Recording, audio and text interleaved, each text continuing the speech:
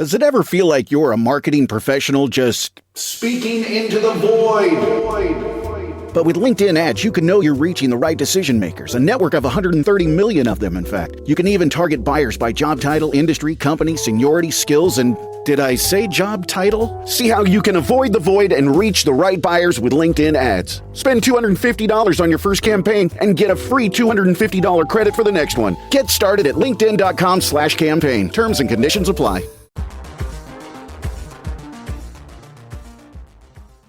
Hey there, welcome to Why We Roll, a tabletop role-playing game design podcast. We're your hosts, Chris Pickett, creator of the historical fantasy game Dance Macabre, and Wythe Marshall, creator of the political sci-fi game Stillfleet. Throughout the show, Chris and Wythe hope to amplify new creative voices.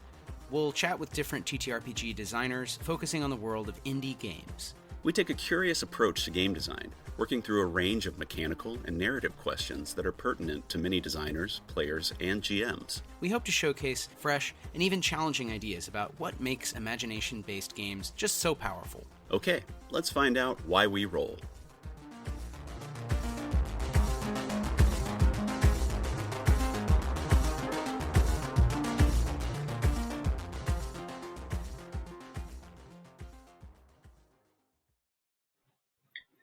Hey, we're live. What's up?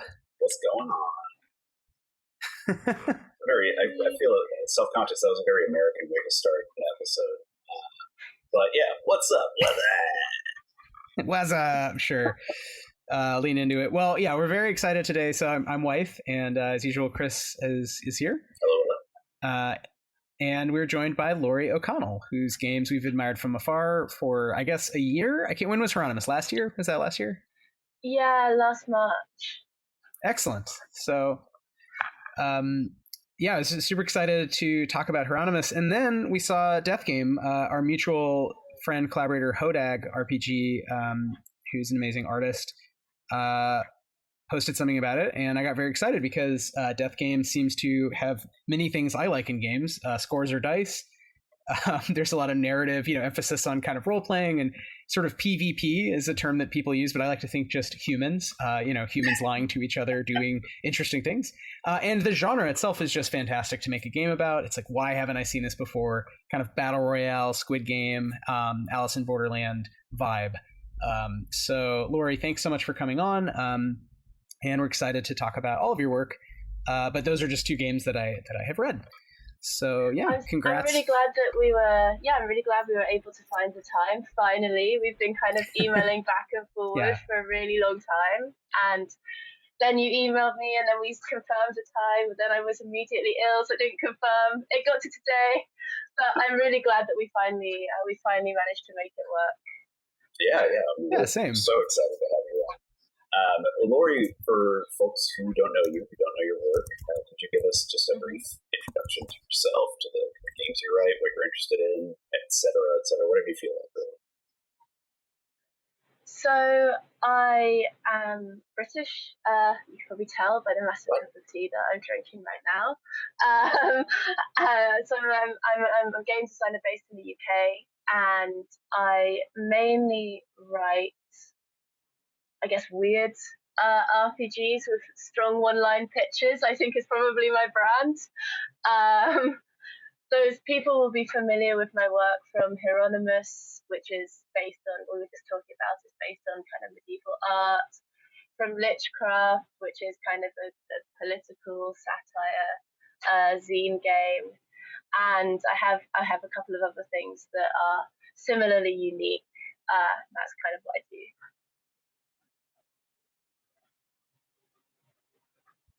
That's awesome. Well, we should talk about your games and kind of walk through whatever you want to talk about. We usually ask a lot of questions around how people come up with cool game ideas. How do you do what you do? And we also have been thinking a bit about sort of product development, or like the business of games. Like, when you sell a thing, how do you move it from it's a cool, PDF I made, or even just a Google Doc, to a physical book? And definitely Hieronymus and Death Game, which I think both of which I have bought from you, are different looking, but I'd be curious to hear sort of not just the design process, which we're super interested in, but also then, okay, how do you bring it to life? Kickstarted. And since, as we're speaking, it's February 27th, so the very end of Zine Quest 2024, and Death Game was successfully funded. And so, we're just curious about kind of how that went and what are you up to next, of course. So that's a lot. But we could start anywhere you like. If you want to start with other games or just general process, or Chris, did you have a sort of strong first question? I don't know if I have a strong first question, but I do have a strong love and appreciation of Hieronymus. So I guess my first question would be, what did it look like when we were coming up with Hieronymus? Like, how did you kind of get to the point? Because it is such a unique game, and something that I like, and wife, maybe you feel the same way about the stuff there, is that you have these very tight settings that give you a reason to be there. That game to battle royale. Hieronymus is a little bit looser, but I really like that you're basically just playing out the idea of a role in society, trying to survive through this calamity. What were the steps that got you to Hieronymus?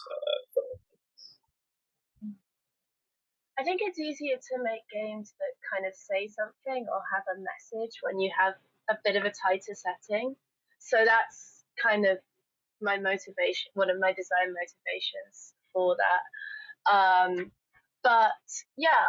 actually was reading kind of politically about the collapse of feudalism, and I was quite interested in it because I think that probably there are quite a few similarities with the modern day, in the sense that a lot of people today feel that kind of the world is in chaos and don't really know what to do, and kind of the younger generation don't necessarily expect the same things as their parents do, and that's something that's really evocative of actually the 1300s, the 1400s, and 1500s, interestingly enough.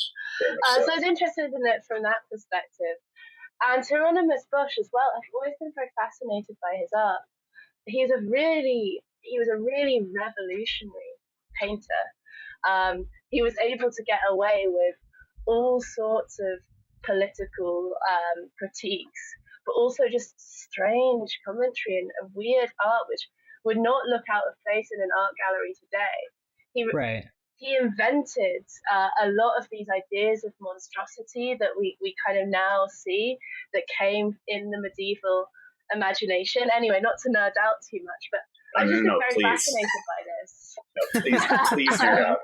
This is so, also this is part of why I love Hieronymus. Like, this is also my jam. The game that I'm working on, Dance Macabre, also set at the end of the 14th, beginning of the 15th century.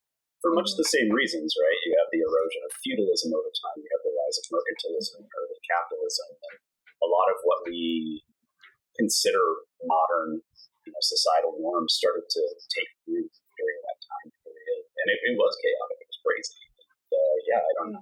That's just me nerding out about you nerding out. Please continue to nerd out. Yeah, it's a game really about kind of change and transformation and instability and kind of the horror of that. But I think also I wanted to really experiment with the relationship between visual cues and kind of RPGs, which often are so kind of like narrative, and rule books have so much text in them, and very often the only time when you'll really use kind of a lot of art when you're running an RPG is when you're using a battle map or something similar. So I wanted to kind of explore that interpretation of art and how that could be used in storytelling. So that was another big motivation with Hieronymus, which came together eventually with all of these ideas. It eventually came together well after a couple of different editions and variations. Yeah, and it might be worth just for listeners who haven't played the game or read it, just describing what it is, right? It's taking a Hieronymus Bosch painting, and he painted very surreal and sort of large looking. I don't think they're actually that large, but they look very grand. They're full of fine detail and lots of forms, demonic and human paintings in the early modern or the late medieval of sort of vaguely Christian, hellscapes merged with at the time kind of contemporary Dutch stuff. And you've kind of overlaid them with a hex grid and had a whole rule set around being a pilgrim who's sort of moving through these dreamy scapes of Hieronymus. And so the game is like using the art, the famous art, as not just like even like you're saying, like a battle map, but right, like a reference point for the whole world. And thinking about your place in, as you say, a shifting, kind of crumbling society. So very cool, very simple idea that I think a lot of people right away were like, oh, I get it, and you can imagine doing it even with other painters. But I love the choice of Hieronymus. I'm a big fan of the artwork. And I also think this is at the very beginning of sort of capitalism and all the sort of hell on earth narrative, right, of sort of Europe becoming eventually imperial and colonial and all of this. So I think that question of how you would move through that in a sort of picaresque murder hobo style, but then marrying it to the real world through this very bizarre, fantastic landscape is super fun and pregnant with a lot of, like political, religious symbolism, but also just they're fun to look at it, like looking in detail at the paintings, be like, why is that guy getting stabbed by a fish?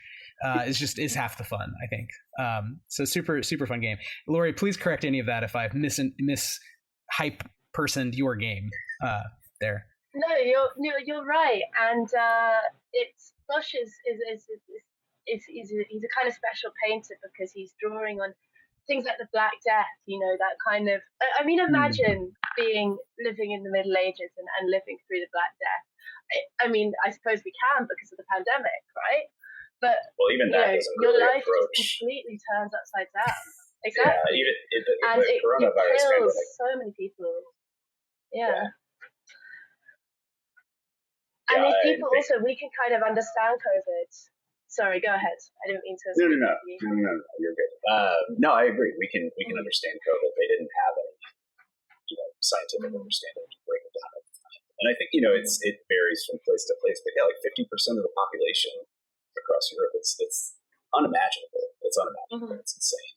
Yeah, and this is coming after there's been a massive famine, and I think people just feel like that, they don't know what's going on anymore, and so it's a game that's very explicitly about the end of the world, and the idea is that you are these archetypes, so some more medieval archetypes, some more, like you said, kind of like proto-capitalist, proto-bourgeois, like classes in there as well.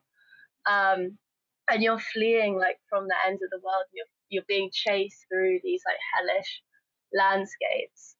And interestingly, like there was a piece of Hieronymus Bosch artwork up in my old work. And sometimes when I had to take like a call that I wasn't really sure what to do with, I would just stare at these paintings and just like allow my kind of confusion and frustration to just kind of like seep into these paintings. I suppose I was projecting a bit of myself into it as well. Yeah, there's a hypnotic quality that art has, and I find even some abstract art, although certainly with Bosch, I mean, one of the reasons I love surrealism, the hyper realism, more than real, is taking multiple real elements and hybridizing them or playing with scale, these kind of techniques, or even with Yves Tanguy, like forms that just barely approach biology, but you're not really sure what you're looking at, but it does look like something. It doesn't look totally abstract. I mean, I love all of that because it seems generative of some kind of setting or world, and with Bosch specifically with story, because there are people doing stuff. The fish demon is poking the guy who's running away with the stolen cheese or whatever. Like there's like many little stories, and I think the overall tableau of like another normal day in hell is just it's really there's hours and hours you could spend trying to unpack it. So doing that through an RPG to me makes total sense. Yeah, for sure. Obviously, some other people agreed. It's also interesting too because you leave people running the game, playing the game, room for interpretation, which that's art school 101 thing that you hear a million times when you go to art school, right? It's like you put a thing out in the world, it's no longer yours to control, blah, blah, blah, blah. Interpretations vary. But I like that you take the hex crawl format, which is it feels standardized, it feels understandable, interoperable, but then apply it to a weird setting where interpretation can swing wildly, but you have procedures in place which kind of allow you to move through the game, which is really nice. Yeah, these are really big and complicated pieces of art, right? And I think part of the intention was to overwhelm the viewer. That's clearly part of the intent of the artist. And that kind of makes sense because he was getting paid by the church. Don't know why they paid him for some of the stuff that he painted. Was quite critical of the church, but the medieval church at the time was all about kind of overwhelming, right? Like overwhelming grandeur, like overwhelming, almost like psychological domination. And I think using that hex tool kind of allows you to view it in a different way, because you can go through it bit by bit and you can kind of pick it apart at every stage, so it becomes more kind of digestible. So maybe it's counteracting the original sort of vision of the artist. But I don't know. I don't think it's a so. very interesting way to experience it. Yeah, I think it's just it's a guideline through which you can experience it, right? Mm-hmm. Yeah, and I think maybe this is we could talk about Hieronymus for hours, because I'm a big fan of the art, the take on the game, and I'd like to hear, Laurie, in your experience. I don't know how much you've played it, maybe since developing, or maybe that is a question as we sort of leave Hieronymus. But we should also talk about Death Game and maybe anything you're working on now. But it does occur to me that some of the link between the two that jumps out is taking another form. So, in the case of Hieronymus, you have often triptychs or single panel paintings from 500 years ago.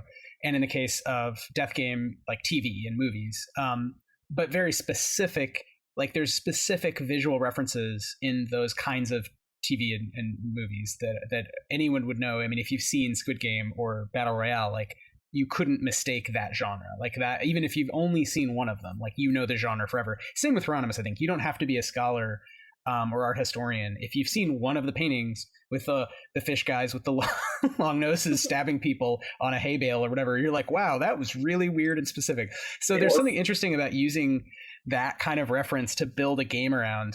So maybe that bridges kind of across. But I am curious also the process of not only the idea, but then, moving through, writing rules, play testing. And that's something we always ask about, is kind of how do you play test? What feedback do you get? How do you kind of mechanicalize things? Chris, I don't know if you had a follow on there. I didn't. I was going to comment on the kind of visual vernacular of Hieronymus too. I mean, like anybody who's consumed OSR, old school D&D stuff, like they were taking influence from it. Kentaro Miura with Berserk, if you've ever read that, like there are comic panels from Berserk that are just straight up, like they have the little guys from Bosch paintings of them. So they're like I think similarly, you have TV, movies, things like that, but there is this kind of multimedia vernacular that's built around Bosch's aesthetic that is another through line of that's Yeah, and interestingly, I think actually that game is more than anything designed to appeal to people that didn't already play RPGs. So for you guys, you're talking about it and you're saying, oh, well, the hex crawl is at least something that I can understand, but the paintings, like they're maybe not something that people can understand when they're playing the game. But actually, for many people that are approaching Hieronymus, it's the opposite, and they're familiar with art and history, but this is the first RPG that they've played, and this kind of gets the point of what I like about genre fusion and what I don't like. And I think what I like about genre fusion is that you can kind of approach points of familiarity from different angles, right? There are multiple different entry points into a game and into kind of the psychology of playing the game. It's like a Jacazed role-playing game. But what I don't like is what I'm not trying to do is just emulate, right? I'm not trying to just perfectly emulate the experience or perfectly emulate the genre or perfectly appreciate and describe the art. The idea is that you use these points of familiarity as entry points, but I think a good genre game should actually reinterpret or say something more about that, right? It shouldn't just be a one-for-one copy of a TV show or a film or a piece of art. Yeah, that makes sense, because for one, you would just be endorsing this kind of, whether it's a critique or not is debatable, right? But I guess the critique of capitalism in Squid Game is like, this is the logical outcome of late stage capital, is to have, endless money just fuel death sports. in sort of a Roman style, but updated. So it's televised, and everything is sort of sleek design. Like Apple was involved with the Death games. But I think just to leave it there is sort of as you're saying, that's cultural work that's kind of been done. So what can a game teach us? Because when I'm watching a TV show, I can't change the outcome. When I'm playing the game, I can break the rules. I can just inhabit it and kind of play through the genre I had enjoyed, but I could also like push against that or flip it. So I think it definitely, having the agency there, opens up RPGs to do different things with the art. Both the interpretive work, like with a painting where you're not really sure what the hell is going on with the fish guys, but even with something like Squid Game or Parasite or whatever, where there's a clear kind of like through line, you can completely reinterpret it because you have a bunch of chaos goblins at the table, whatever. You have your group, and people have their personalities. So I love how you're sort of talking about the uses of genres, specific genres. That's not a question, I realize, but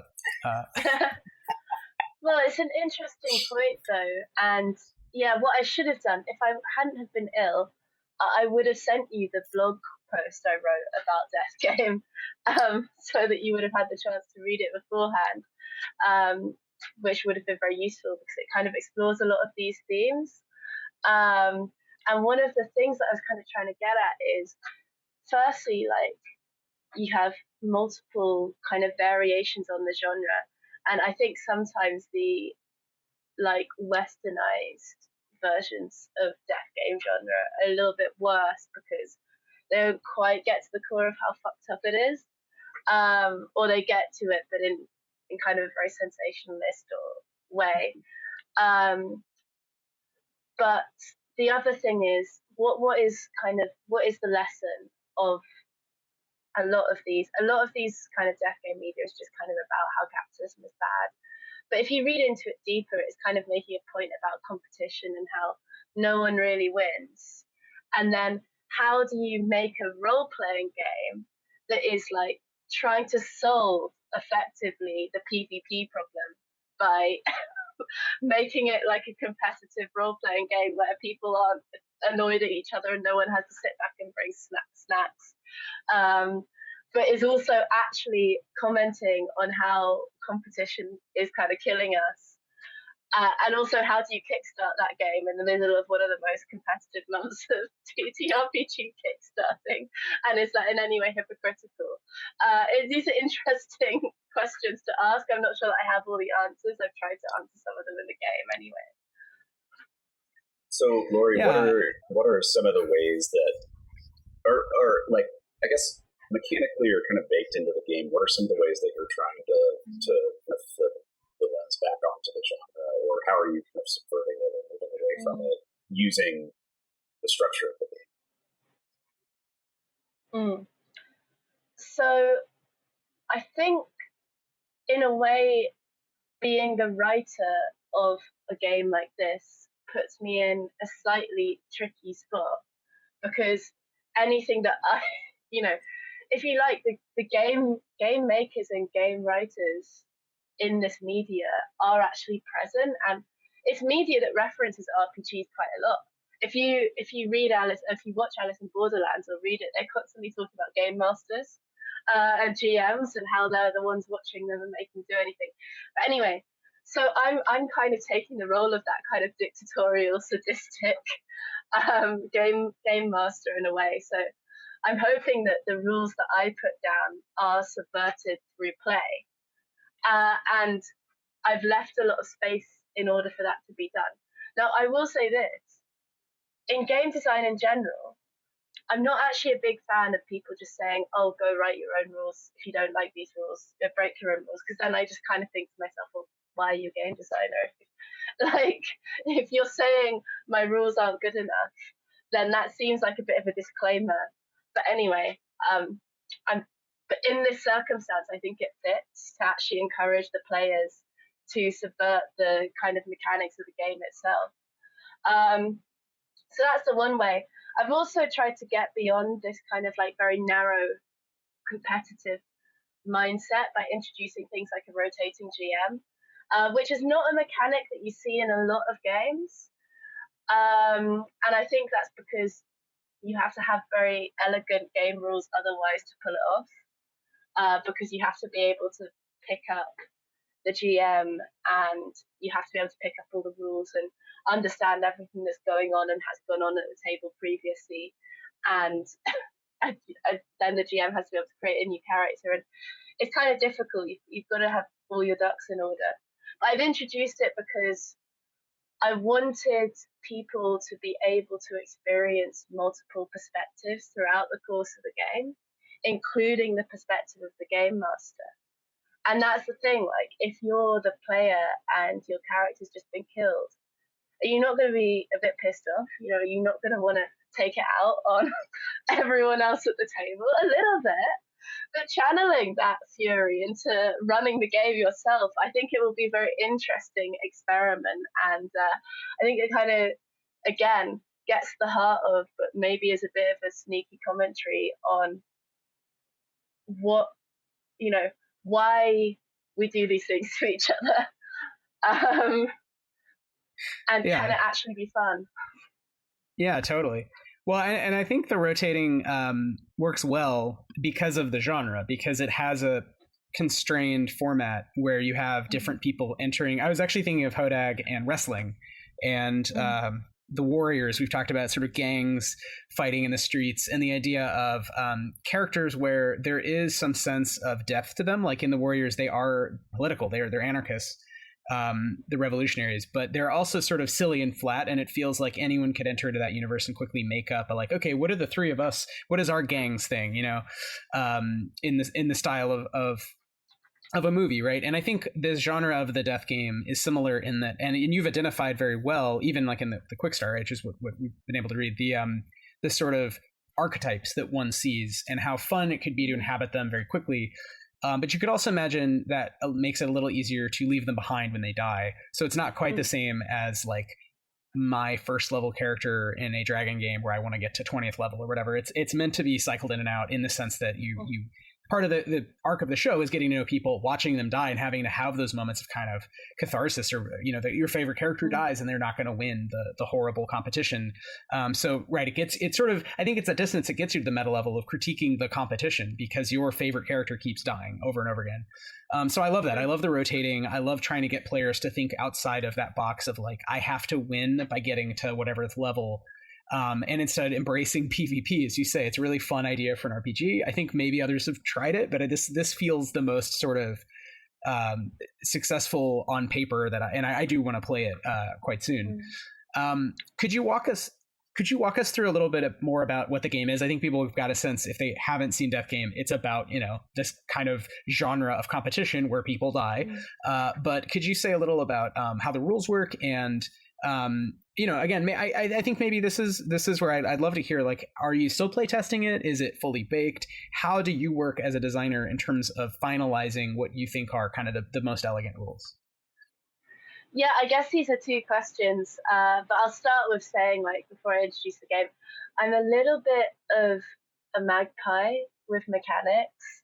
Like, I like to kind of go around and pick things up and twist them. So I've drawn a lot of inspiration from map making games for this. I've drawn a lot of inspiration from GM-less games, and also like that kind of old school, like high lethality type style of play, and trying to kind of integrate these. I also got a lot of inspo from DCC specifically. I was going to say that the game just feels like a very long DCC funnel grinder in some ways, which is not, that's not a dig. I think that's a feature, not a bug. You know what I mean? Yeah, and again, I'll send you the blog afterwards, because I actually wrote about the things that I liked about DCC funnels and the things that I didn't, and the things that I wanted to change. Not because I didn't like playing the funnel, but just the things that I didn't think would be appropriate to bring into my game, which was, you know, when you play DCC, you start with a big handful of characters and you slowly narrow down, and so you're less attached to each individual. And I really wanted to use Death Game to kind of show how the individual characters actually fit into the whole of the story. So everyone plays an essential role, and as you rotate through them, you start to form kind of like a totality of narrative between all the different perspectives. Anyway, I still haven't explained what the game is. But yeah, the premise of Death Game is obviously it's based on kind of like the battle royale or the death game genre. I prefer to call it the death game genre now because I think there's been a lot of newer elements introduced into the genre that don't kind of limit themselves to just pure battle royale. And to do that, I've basically introduced this kind of narrative-driven PvP funnel in which everyone starts playing characters, and as your characters die, you slowly burn through them until you only have as many competitors as you have actual player characters, and then only one of you can actually win. But yeah, it's pretty much designed to emulate any kind of death game. So you start off with your group determining an arena. You can vote by secret ballot on how fucked up you want the arena to be and in what exact direction. So you have no one to blame but yourselves, as we're so often told. And then you play through. And the idea is that you kind of build up your peril every time you fail rolls. And every time you fail rolls, you roll against your peril. So you can die very quickly whenever your death saves effectively get harder and harder and harder. When you die, you pick up the GM. The GM makes another character, and you basically just tick through until everyone else that has entered the game is dead, except for you, and you leave alive, hopefully, but none of your friends do. I like the thread in that you leave alive, hopefully. Yes. Well, it just depends what you count as alive. Oh, hey, Hodag. Hodag is in the chat. I love so you. Just to clear, so Hodag does amazing art. We're both big fans of Hodag. And is Hodag the only artist on the game, Laurie? Just so we're clear. Hodag is the one and only. Excellent. So if you know Hodag's art, it's like very iconic, black and white.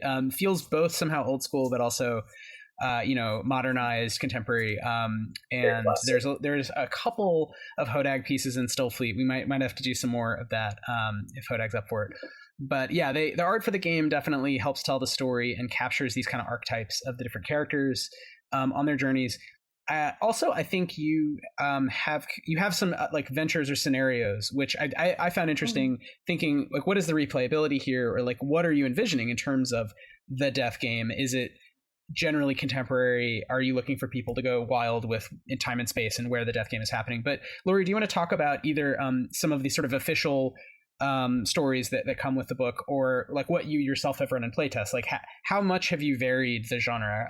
Because again, in my head when I think about it, just I grew up, battle royale was so important as a movie. It was so sick that like to me it feels like a modern genre, but I could easily imagine this going very sci-fi or really anywhere you want. Yeah, I mean, there are kind of rules to create your own arena, and you can kind of draw from the influences you want. There are a series of questions, and as I said, you can vote on your gimmick for your arena. But the pre-existing scenarios, so we actually were able to bring on a lot of writers, and I'm just in the process of receiving kind of final pitches from a lot of them. So there's one written by me, which basically has to do with university entrance exams.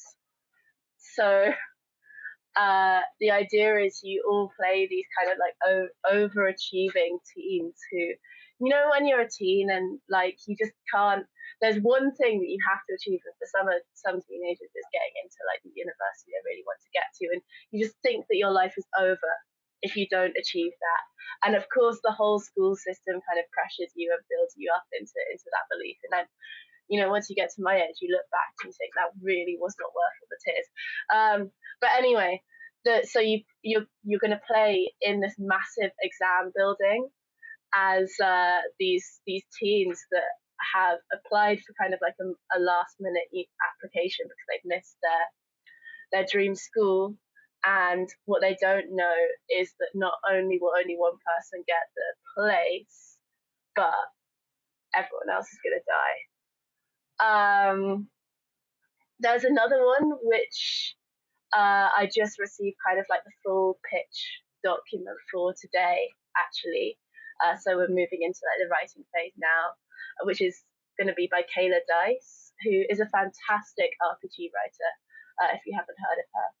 And she is writing one set in a hospital, where basically you play in this fancy private hospital where everyone has received kind of like life-saving treatments that they haven't been able to afford.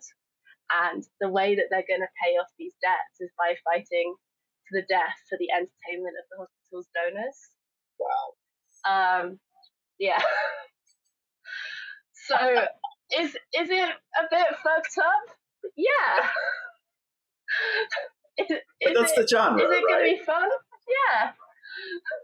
Yeah, that's the power of this narrative engine, right? So the arenas actually let you particularize the critique. They let you use the general engine of the death game to do different kind of things culturally, politically, make fun of different stuff, have different kinds of weird catharsis. So I like that a lot.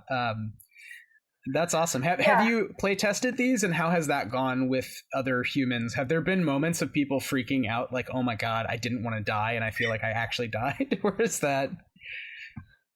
Yeah, I think so. I've play tested, and now we're in kind of the open playtest phase where I'm still kind of wanting to fine tune some of the mechanics. So what's really necessary now in this stage is for other people to go and play it without me looking over their shoulder and helping them and sending me feedback, which to me is a very essential part of playtesting a game with kind of complex mechanics, because it's about how well they're explained in the text, actually, just as much as how good the mechanic is. But anyway, so when I have played it, I've generally played it with friends. We've got quite drunk, and we've never had too much high emotion because we're all kind of like genre savvy, and we all kind of know. And I kind of go through and I explain the game to them beforehand, and I say like, listen, one of the things that I'm trying to kind of subvert but also draw on is that high emotion PvP in role-playing games. Like, you know, we've all had that one game of D&D when we were very new where one of our friends has just fucked us over and we've just become so furious in the moment, and it's ruined a friendship, or for like at least 5 minutes it's ruined a friendship. But you know, wanting to kind of use that energy but also kind of subvert it and say this PvP is like, it's not, don't get mad, get even, right? Like, go, if you get killed, go take over the GM and fuck up your friends, and kind of continue to do that again and again, so it actually builds up a more interesting story, rather than just being like upsetting and high emotion.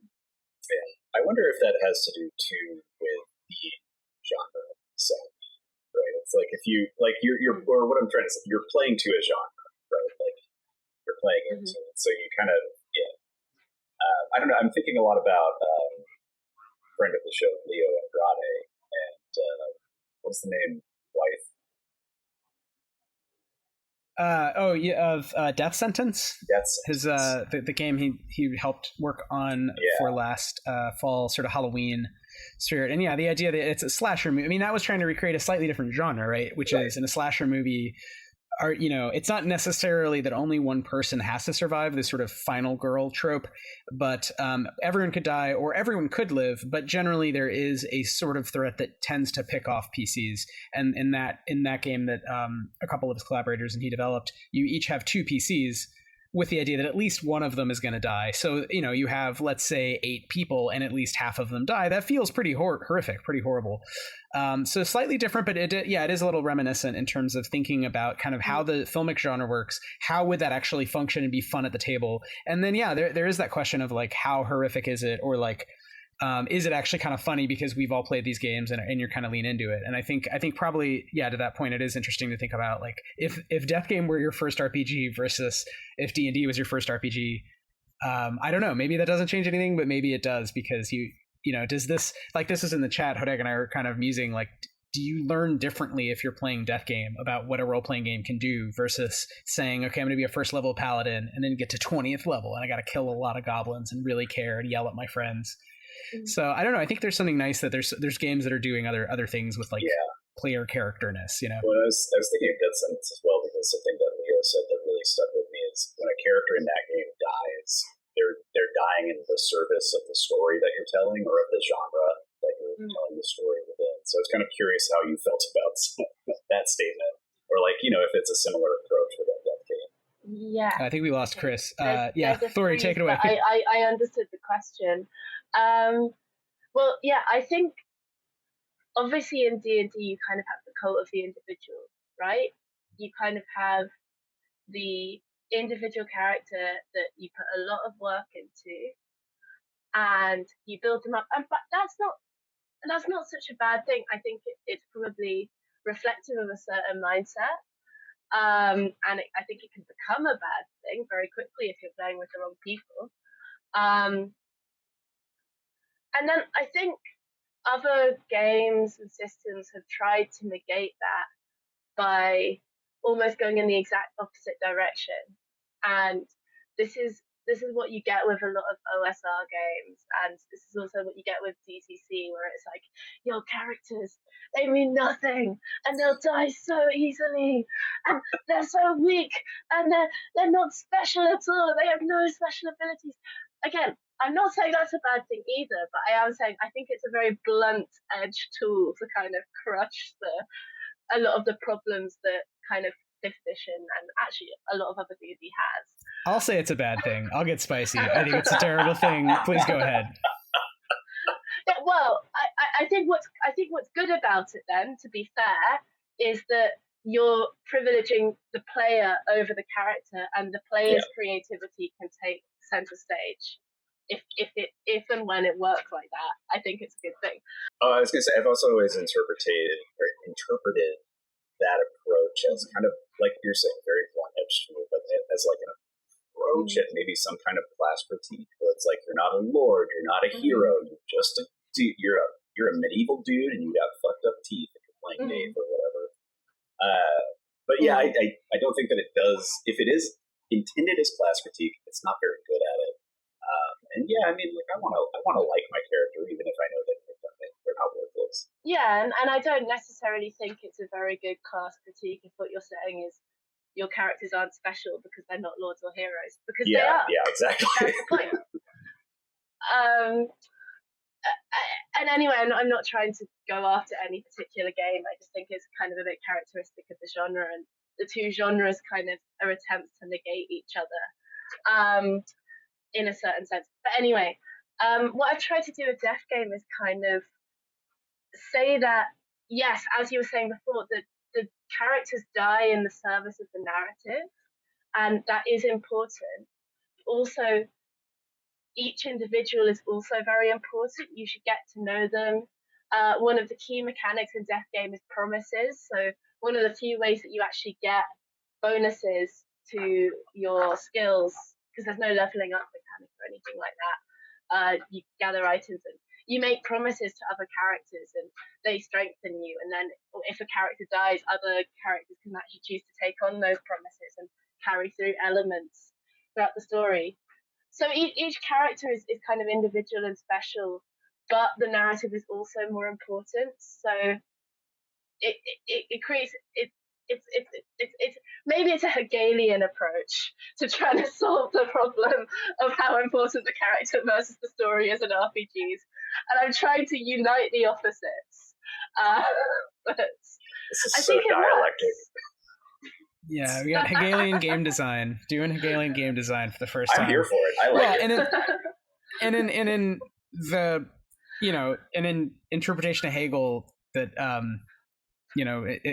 orthodox Marxism goes by today. Like, it's not that you arrive, like the thing is changed in the dialectic. Everything is a process. So I think what's interesting here is saying it's not just finding a balance between player sort of agency and having actually interesting characters in the diegetic world. It's like kind of changing those things and our relationship to them, which I just, again, thinking back to the genre, the choice of genre is so great here because it is very much, as you say, like when you watch these movies or shows, you both really lean into the characters and you're kind of rooting for them to die. And I think that's shared with the slasher genre, but in a way the slasher genre is less good at that because usually almost all the characters are kind of hateable. Like the bad guys are like crazy, horrible psychos, but even the heroes are sort of dumb college kids out on vacation or whatever, and you're meant to kind of despise them. Whereas I think with the death game genre, you're actually meant to kind of inhabit like more traditional good art, put yourself into their shoes and be like, damn, what would I do if I was in Squid Game? I'd die probably day one,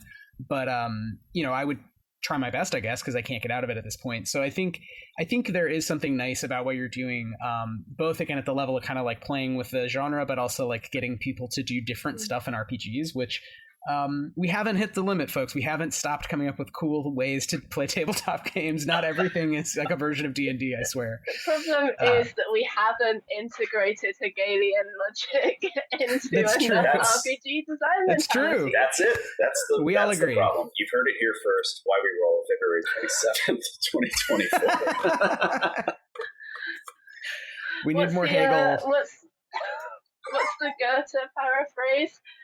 System, my friend, is grey, but the tree of play is evergreen.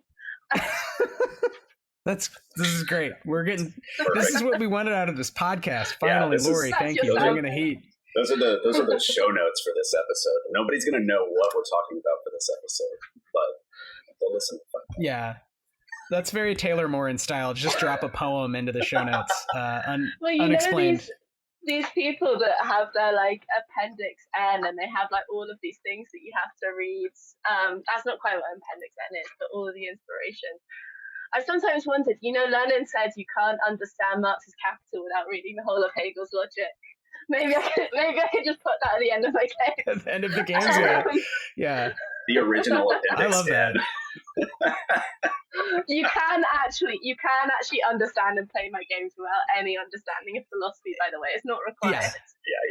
You just have to be willing to go along with it. Go for the ride. Like, learn through the process of play rather than coming with preformed ideas about what the genre should be or what the art needs. You have to allow it to come through the process of interpretation and interaction with the story and each other. That's kind of what I'm trying to do. Yeah.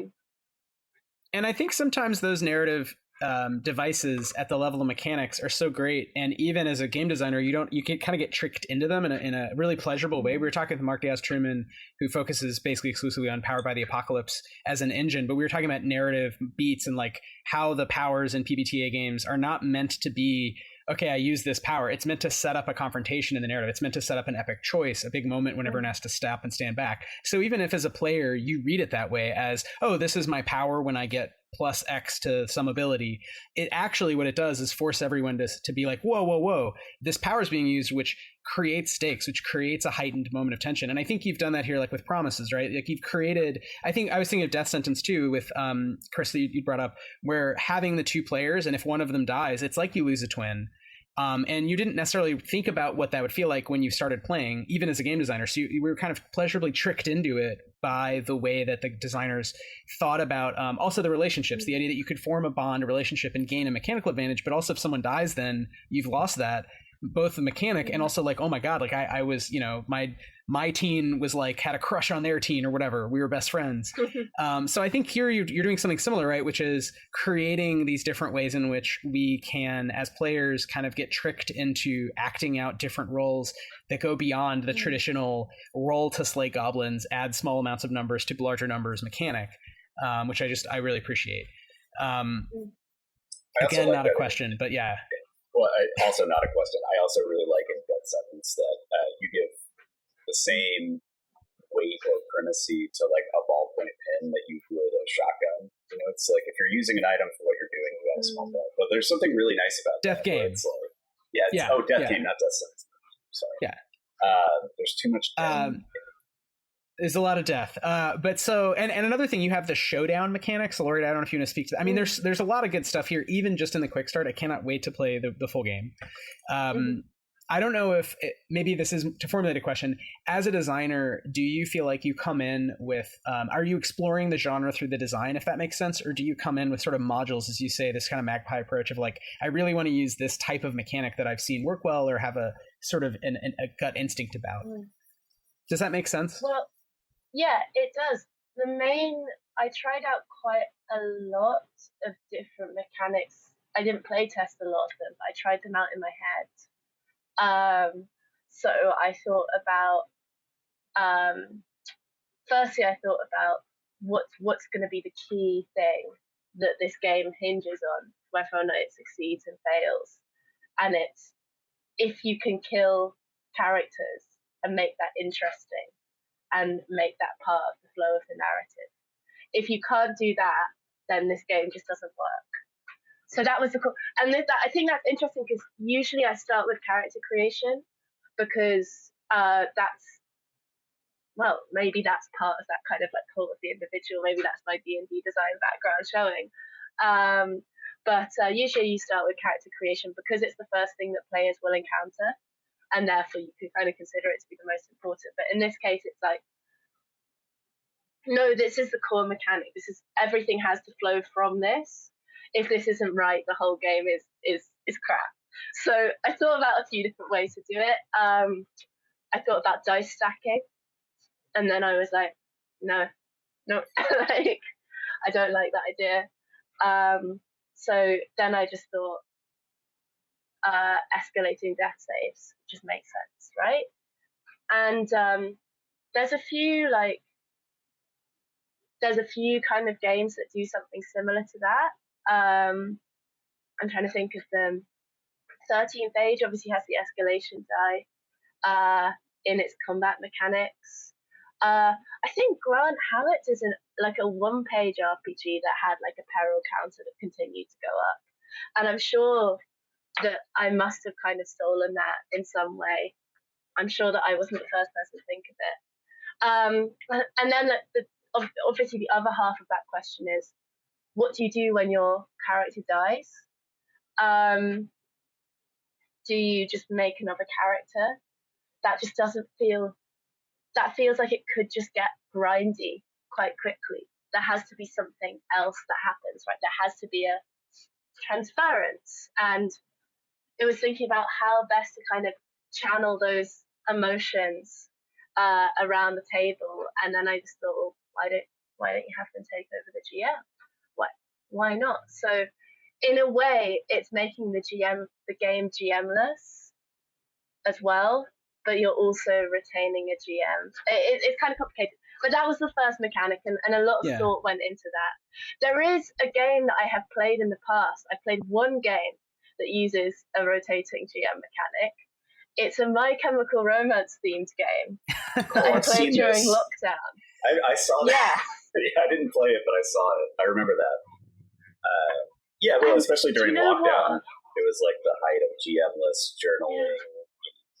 Anyway. Yeah, but you know what? It was really smart. I don't actually think I'm not going to say what I think about the rest of the game, but that mechanic was really clever because what it said was if you lose, I think it was like if you lose your like agency or your willpower or something, you become like one of the mindless droves, like one of the mindless masses, and that's how you become the GM again. So becoming the GM happened specifically when your character like went back into the city and returned to the man, and the GM kind of was the man. So I thought that was great. I thought that was really clever, and it's kind of always stuck with me as a smart way to do that kind of mechanic.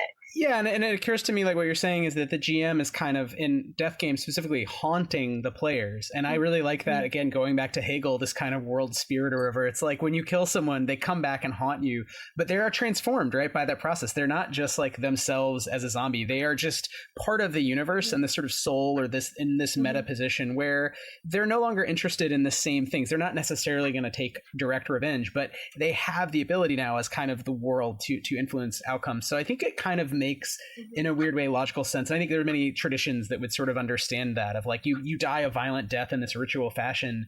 Maybe you don't come back as a ghost, but like you have some agency left over. Yeah, where does that energy go, right?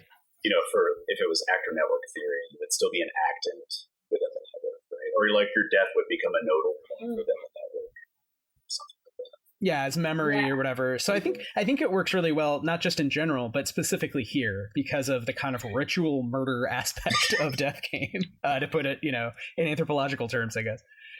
Yeah, I'm glad my archaeology background's finally coming in handy. I understood all of those references. But no, sorry, I'm an anthropologist. So. Nice. I suppose you could say this. Maybe we should stop talking about Hegel, because otherwise the number of people that will listen to this podcast is just going down. So I think it's going up. It's only going up. You could say that the key problem of a game like this, and I actually think a lot of RPGs is, well, specifically a game like this, because the basic thing is you kill each other, you kill each other, you kill each other, you kill each other, you kill each other, right? Repeat, repeat, repeat, repeat. And you can't have that many new mechanics, because if you add too many rules, then it gets really hard to rotate the GM. So the key problem is, in a seemingly cyclical process, how can you draw out a through thread of progress and narrative, which is a really interesting philosophical problem, obviously, but is also a really interesting game design problem that I tried to kind of, as you say, like, I tried to build through ways in which the previous characters, their promises, their stories could kind of stay with the later characters and be a part of that story. And yeah, hopefully, like, the experiences that the players are taking into the GM seat, and also the knowledge that players that have been the GMs that then go on to be players but know something about the world, hopefully allows the game and the story to escalate and develop, even though actually the characters are kind of just doing the same thing over and over again, killing each other, and there's no way to get out of the arena. Well, I was going to ask, because one thing we've explored a lot at the grid system is GM functions being distributed. So like one person is the referee with rules, but someone else is like the plot, and then someone else is like the antagonist and controls any, like, if you're fighting someone, they step in. And that way each player, so that's one way we've done it, where every player is also a GM of one kind of thing, a dimension of the game, but they're all sort of different. And they have different levels of agency on the overall story, but like in the moment, the antagonist is the thing that matters if you're trying to fight for your life, but maybe they have no real relevance to like the noir political plot sci-fi epic story that's happening. And so I think it's interesting to think about Death Game, and we were talking about getting trapped in circles or change through repetition, which is like, are there secrets, or are there plots that is it always emergent, that sort of plots that are bigger than just we're killing each other? Or is it generally the case that hey, death and life are really, really, everyone rocks that immediately, that's enough of a plot? And I could see both. I don't know, I haven't played it, but I mean, can you speak a little bit to like the feeling of the game? Does it feel like a game that is very, very focused on combat, or does it sort of, do you get these evolutions about kind of, I don't know, we're going to break the arena, we're going to escape, these kind of other plots, if that makes sense? You do, yeah. And I originally wrote like some kind of rules to do with breaking the game into the game itself, and this is how you break the game and escape. And then I just thought, like, that's a silly thing to do. I'm not going to write rules for breaking the rules. If you want to break the rules, do it on your own time and on your own energy. So they're going to have to figure out how to do it for themselves. Because I think that's more within, like I said before, it's more within the ethos of the game, and myself as the kind of game maker, that I don't necessarily know the ways in which players are going to try and break out or break through. But it has happened. And I have some examples of, like, for example, if GMs are wanting to kind of seed the idea that this can happen into the game, like, you can always have groups of non-played characters attempting an escape, and then the potential thing is, if the GM then takes over one of those non-played characters, then you have then you have a really interesting story. By the way, I've been calling them played characters and non-played characters as opposed to player characters and non-player characters for quite obvious reasons, which is that non-played characters can become played characters quite quickly. So that there's less of a distinction, right? Yeah, they're inhabited as tools and then put down. So more like a puppetry. Yeah. It's a different idea about theater as opposed to like the I am the person I identify one-to-one. It's like, no, we all know that it's a role that you're picking up. You're now I was going to say blade pervert, but that's an NPC. But I guess you could be the blade pervert, right? When you're the GM. So there's lots of fun archetypes in the game. Lots of fun stuff. And the idea is, if you're the GM and you kill a character, then not only does that character get the GM seat, but you obviously also have to give it up. So you might pick up a non-played character that you enjoyed or that you thought had some story to tell, and you might get to play as them for a while. So they can become, you just turn them into a character. They become your played character until that character dies. But yeah, sorry, what were we talking about? I got completely distracted. You were talking about secrets, weren't we? Oh, sorry. Yeah. Well, I mean, I was asking, does the game let you kind of evolve plots beyond we're killing each other? And you did answer, which is the meta level. You're not going to give people those tools. You're going to ask them to discover themselves. And I feel that very much with Stillfleet. We didn't provide any direct path to, you're working for the evil company in space. You don't really know what to do beyond it. But the whole point is to somehow subvert, destroy, take over the company. But there's no rules about that. That's a narrative thing you'd have to work out over a campaign. Or at least a really weird, fun adventure. So that makes total sense. But I think maybe a second or, related question that stands is, could you have kind of secrets or plots where one GM is driving something, or have you seen plots emerge like beyond? Essentially, one question, I guess, is just how combat-y is it? If I play this, is it going to be mostly like killing and trying not to be killed, or does it really lend itself to like a lot of other kind of side moments, which I know these shows and movies do embrace? I mean, they're not always just like fighting, but I don't know if you could speak to some examples or anything. Well, there's no combat mechanics. There's only skill checks and skill tests that may or may not relate to combat. Because ultimately everything and anything can be lethal, and I wanted to make something that could be used for different iterations of the death game genre, right? Where, someone's kind of a mental puzzle or a skill can be just as important, if not more important, than kind of a physical test or a combat test. But listen, I think the thing that drives the story forward is not really the killing each other. It's the relations between the characters. I've done a play test where two characters have formed an alliance and they've actually gone out of the room to talk to each other and make their battle plan, and they come back in and completely screwed it and both got killed immediately. But anyway, that's incredible.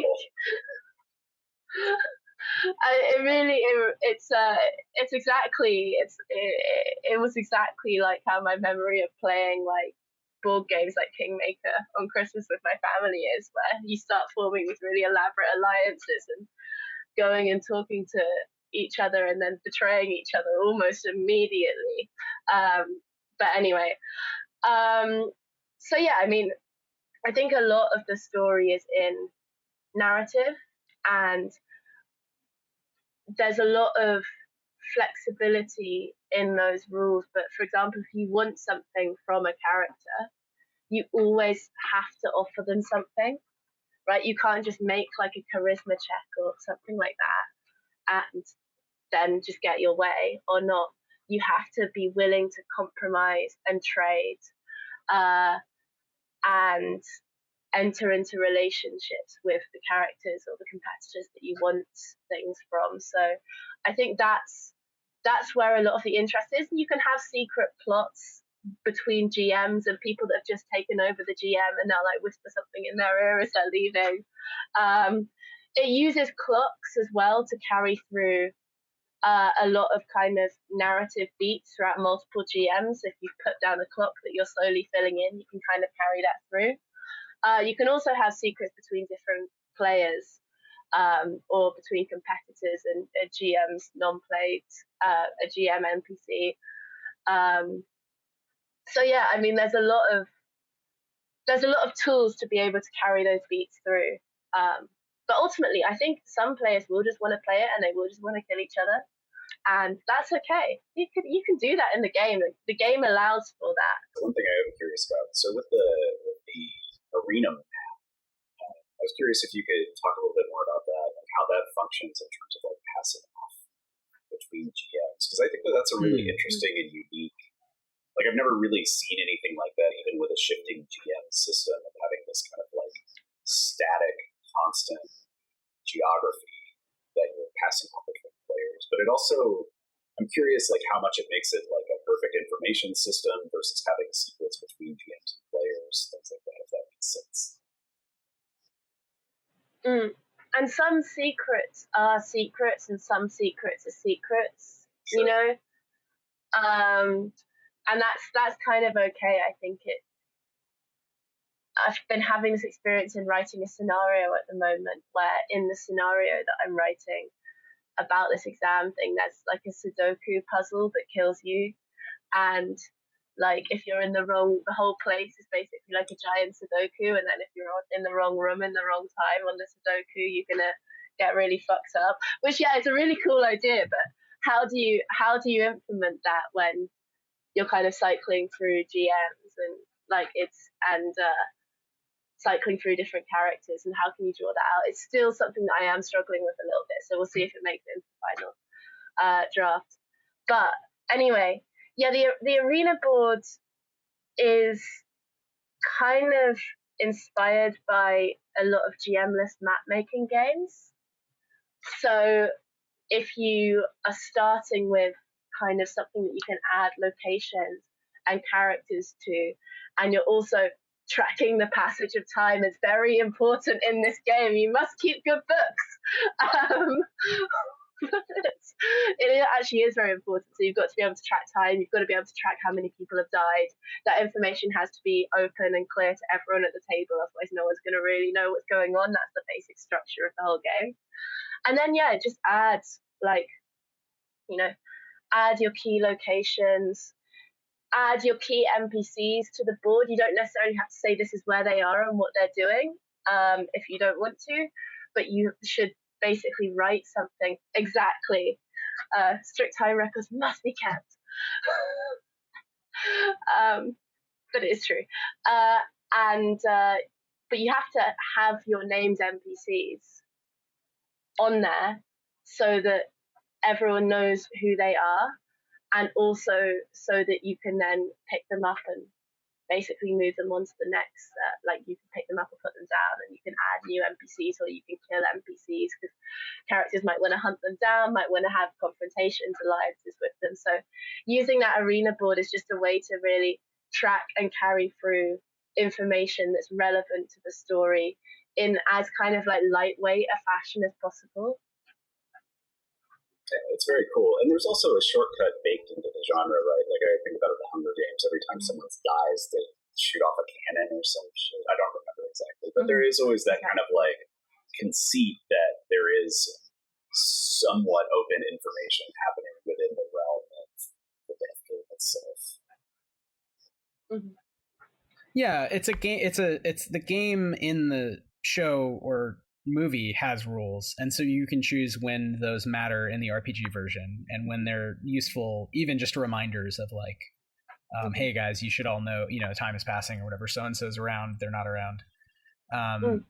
So I like the mapping, and I wonder about GM-less mapping games. Are there any you want to shout out in particular? I was just looking at stuff by like Tyler Crumrine, and there's a lot of cool people doing like mapping related games. So I was curious if anything inspired you in particular. And no worries if not, just, I've actually now completely had a total brain freeze just because you asked me that question. The tough questions.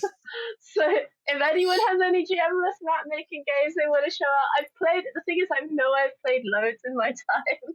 I was thinking of The Quiet Year. Is that yes, sort of the thing? Avery Alder. That's the first one that comes to mind for me, for sure. Yeah. There's some. There's that another. And Beak, Feather, and Bone are the two that jumped to mind. There's another one that's kind of like a apocalypse world in some ways. It's like you're building a queer community. It's also a GM-less building. I can't remember what that.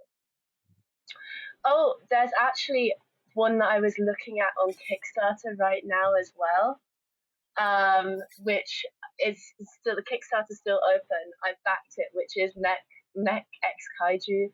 It's called Home. And I've backed it, and I'm really excited for it. So I actually haven't played it. I don't know what it's like, but if you want to look at a GM-less map making game, there's one on Kickstarter right now that looks sick. There you go.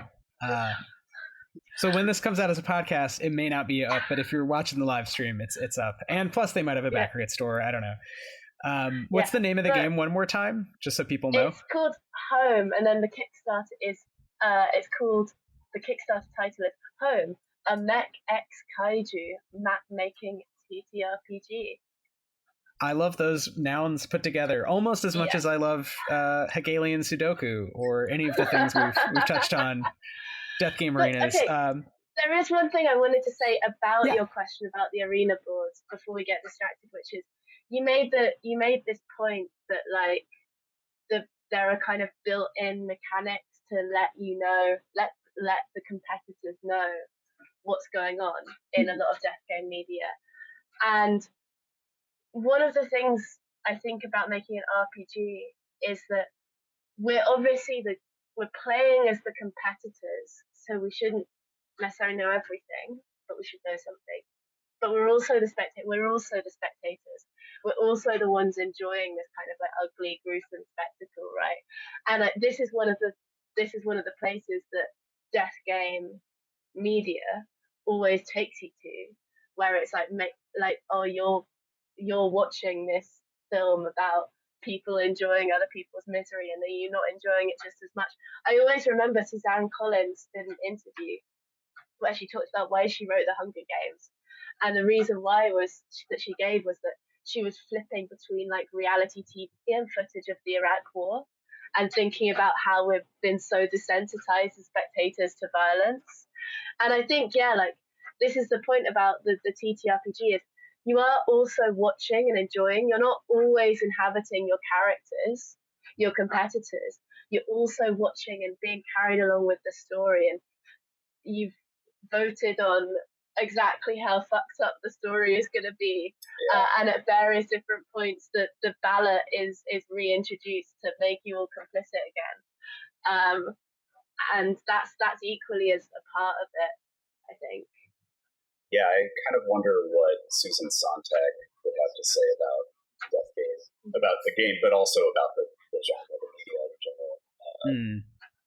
Yeah, I mean, there's a lot of little tricky things that you actually do have in your push set that do point back to that, where it's like, yes, you're the voyeur of this situation. Like, not only are you a participant, but you're also the voyeur. Which, it's there's some tricky little things in the rules that kind of remind you of that. I think.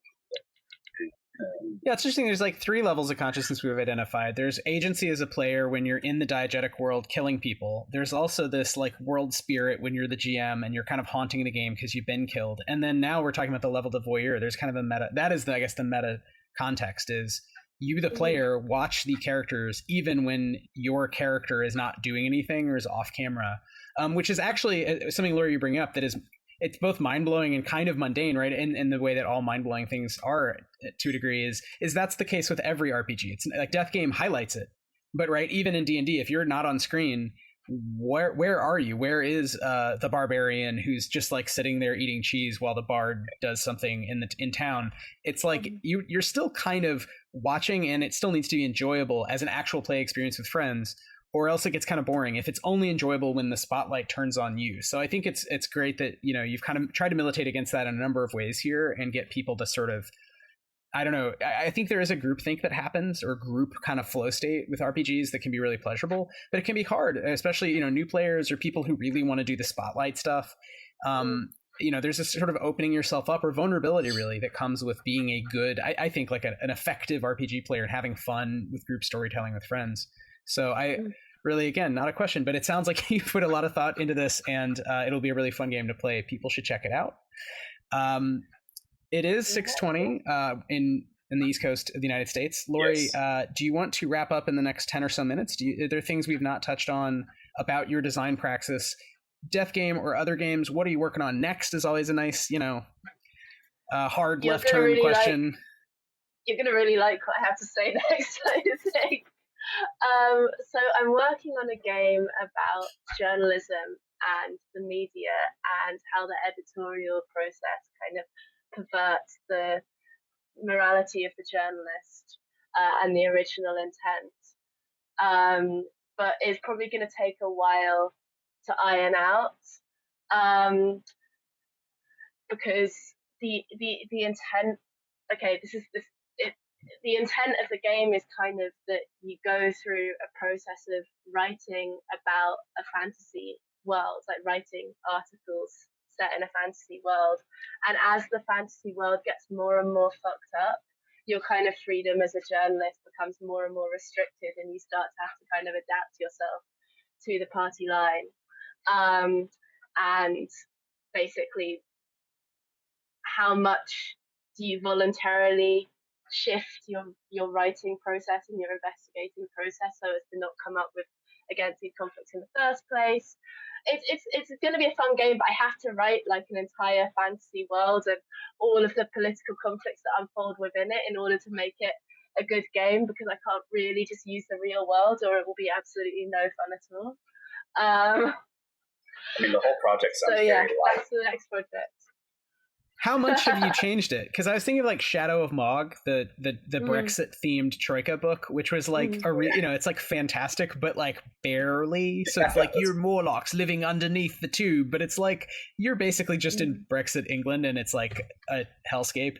But I think that's a question of like how much do you reskin? And when you say fantasy politics, my mind goes spinning. Like, you can get really deep with that, or you can rely a lot on like archetypes, which I was thinking of like a complicated board game called The King's Dilemma jumps to mind for me. But it's like you're relying on, sort of political axes most people are going to be familiar with. Okay, this group is more authoritarian, or these people are, humble farmers who are sort of a Grange, populist movement or whatever. So, I mean, I don't know. Have you put any thought to that yet, or is that still like that's for after the winter, after the spring? Can you give us any previews? I was really the reason why I started writing it is because obviously we've all been following like the situation in Gaza and basically like the crimes being committed by Israel, and I think that the double speak in the media is really immense and really disgusting. But you also think about the kind of like the pressure that these journalists in particular are being put under. But also like to what extent is that kind of an excuse when you have and also like the subtle ways in which facts are manipulated through the process of writing. So like things like X, Y, or Z number of people have died rather than have been killed or have been murdered, and all of these things. So that's kind of why I was thinking about it. But so I want to deal with some themes that I've dealt with in some of my work before, of kind of like militarization, like occupation, colonialism, but I obviously want to deal with it in a very sensitive way, but not too sensitive, because sometimes art is a hammer with which to shape the world, and the thing that I want to do is that's taking a while is I want to gather interviews. Like I have all of these kind of factions, right? I have all of these different, like, okay, you have the radical students in this world, and you have kind of like the local activists, you've got the local politicians, you've got the far right, you've got the liberals, you've got the military, whatever, the wizard intelligentsia. But I want to get people to, like, a lot of different people to do the interviews for me in character. So I'm actually getting like a wide range of different voices that your fantasy journalist can then draw on. And I have loads of like interview scripts written out that you can then go and like pour through to like do your research and write your article. So yeah, it's going to be a bit of like a labor of love. I think it actually will be a fun game, in the same way as playing Papers, Please is also like a fun game. You know, it's all about how you slowly have to bend to the rules of the society that you're living in. But you can also choose ways in which to subvert them. Anyway, that's the current project. Well, that's fascinating. I love how you've taken up like a political idea and then picked out a very specific narrative structure, which is editing, news articles basically about the politics as the point to intervene, as opposed to, which is just, again, in contrast.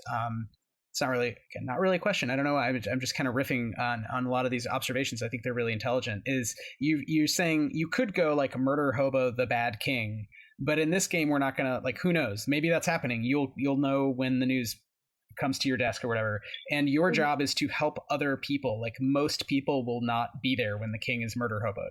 So how do we talk about that? Did the king die tragically and accidentally by falling on a sword over and over again, or was he assassinated by low life right monsters, thugs, quote unquote? Yeah. Or was he brought to justice? We'll never know. That's right. The power of words. But the power of words, indeed. The idea is you'll have a card with your story, and then you'll go to your interview deck, and then you'll have a card with you'll flip it over, and you'll get the editorial guidelines, and there'll be some words which are banned that you can't use.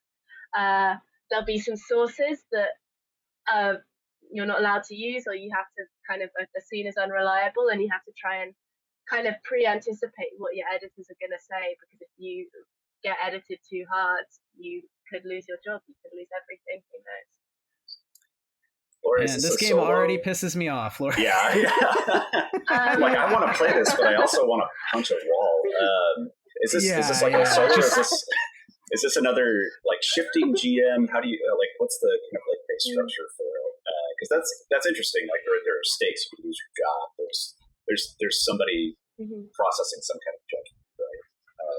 So, like, what are the roles for play? So there'll be solo rules or group rules, so you can do the editing yourself, but you can also edit each other's stories and critique and decide on consequences. And there'll be there are kind of phases of, so it's kind of tracking an unfolding conflict, and there are kind of conflict phases.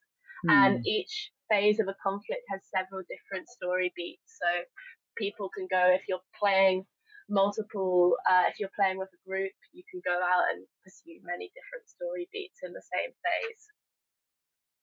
Oh, that's great. Yeah, I like that. Focusing on so it's like focus.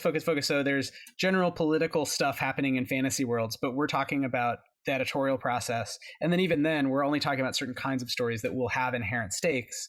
And we'll have an inherent chronology. So the tensions will rise. There'll be sort of some level of conflict that is open, and then some sort of resolution, even if, maybe there's a mountain range of that.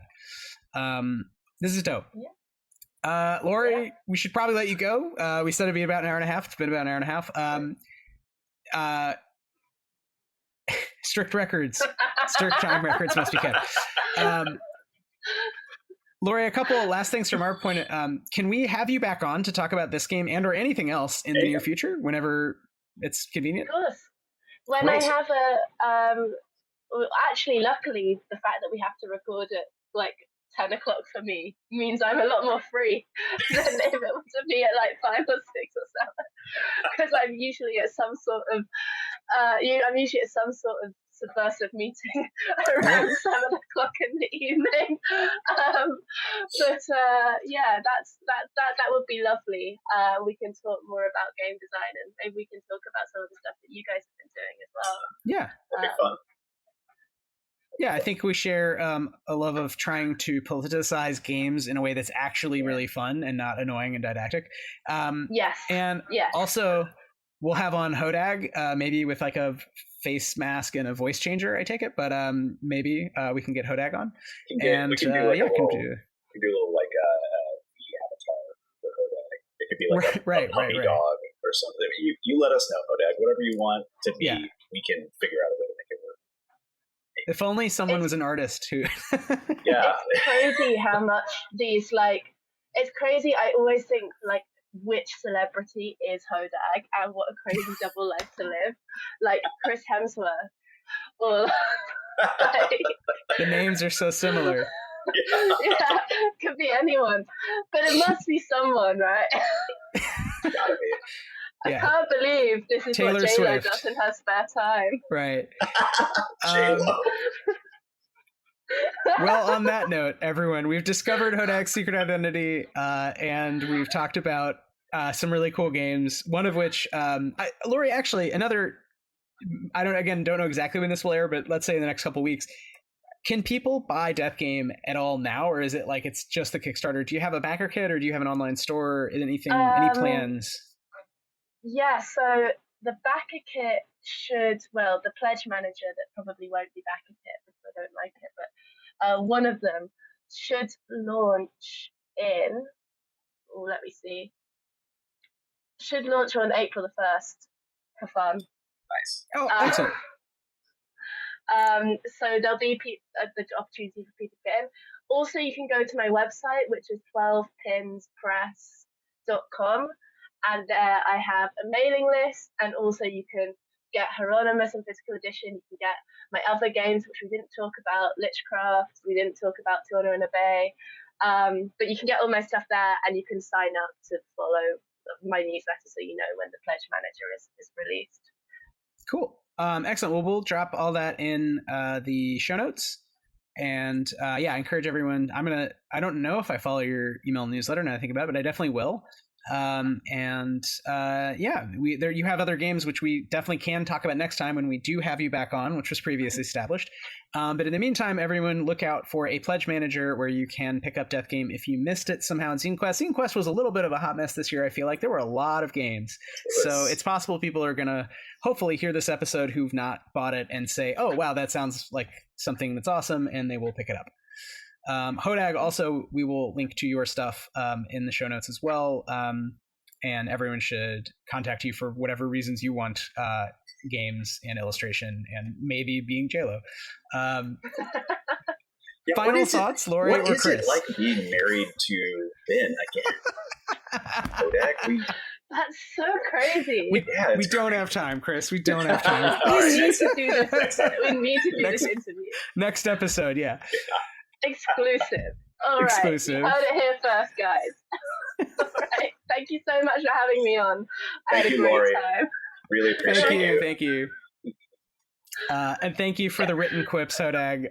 And we will talk to both of you hopefully again very soon. All right. Have a lovely evening. Thanks for staying up late with us. Thanks. That's why we roll.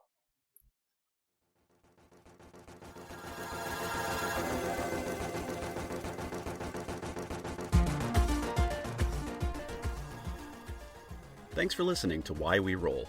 Our theme music is by the brilliant Sam Tyndall and Arpline. If you enjoyed the show, please subscribe wherever you get your podcasts. You can find us on Twitch and what used to be Twitter at Why We Roll, and on Instagram at whyweroll.pod. You can find out more about Dance Macabre at timespaceplace.itch.io/dance-macabre. You can find out more about Stillfleet at stillfleet.com.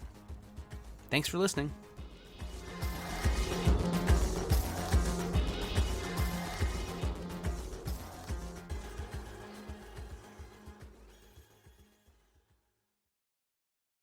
Hi there, I'm Hugh from Poderation.